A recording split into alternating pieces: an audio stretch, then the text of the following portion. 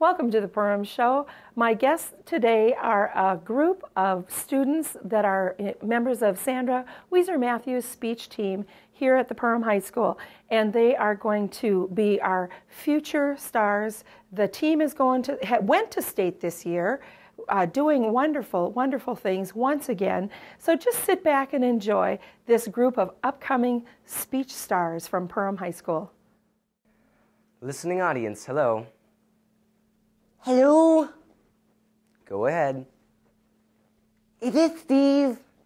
This is Steve, go ahead. Am I on? Yes, go ahead. Is this Steve? This is Bill Doberman, and I say convicted rapists have no business serving on the Supreme Court. That's why, as your congressman, I'll make sure that a large quantity of nuclear waste has been spilled on the interstate, and police are trying to give you $17,000 in trade for anything. It doesn't even have to be a car. Bring us roadkill. We don't care. Bring us a cantaloupe-sized gob of earwax. Bring us huge creatures that were like winged snakes. Except they had great big suckers, which did cometh and pulleth their limbs from their sockets, like this.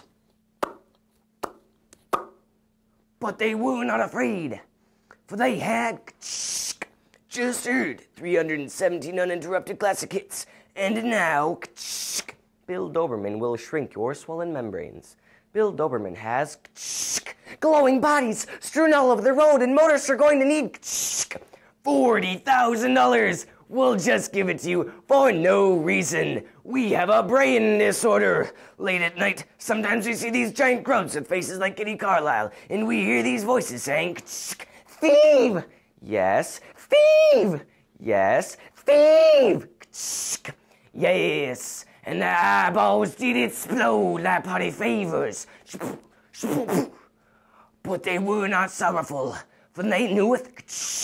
Bill Doberman, him good, him heap strong, him your father, him finished playing 3,814 consecutive classic hits with no commercial interruptions dating back to 1978. And now, the radiation cloud is spreading rapidly, and we have unconfirmed reports that liquefied brain parts did dribbleth out from their nostrils. But they were not alarmed, for they were getting sleepy, very sleepy. When you hear the words Bill Doberman, you will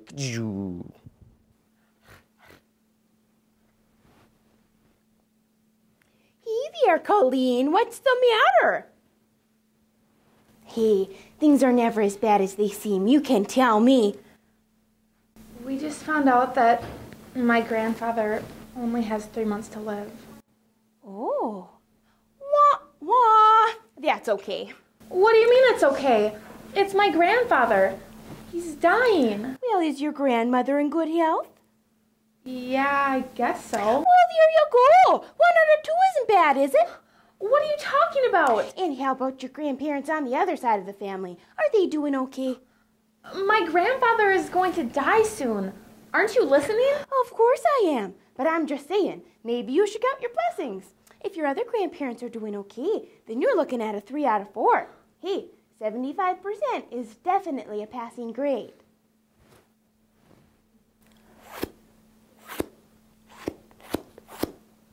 You would think that a gecko's ability to scale sheer glass walls in mere seconds would be due to sticky suction cups on the base of their toes. This isn't true. Designed by Nature, which was published in the April 2008 edition of National Geographic, claims that a gecko's foot is actually dry and smooth to the touch. So the question remains, how does a gecko do what it does? Well, the answer is simpler than you may think. Hair. Science Daily states that a single setae, one of the millions of microscopic hairs on the bottom of a gecko's foot, could lift the weight of an ant. Now, a million setae, which could easily fit onto the surface of a dime, could lift a 45-pound child. If a gecko used all of its setae at the same time, it could support up to 280 pounds. Scientists have taken this aspect from the gecko and have adapted it into more modern uses. Most notable is the gecko bandage. It is something that is revolutionizing post-surgical care. On April 2, 2009, according to Times Magazine, Barack Obama, during a trip to Great Britain, sent Queen Elizabeth II an iPod as a present from the United States. However, I do doubt that if Queen Elizabeth actually knows how to run this little technology thing. But according to many magazines, that iPod is a little computer that will gather many information from all over the world.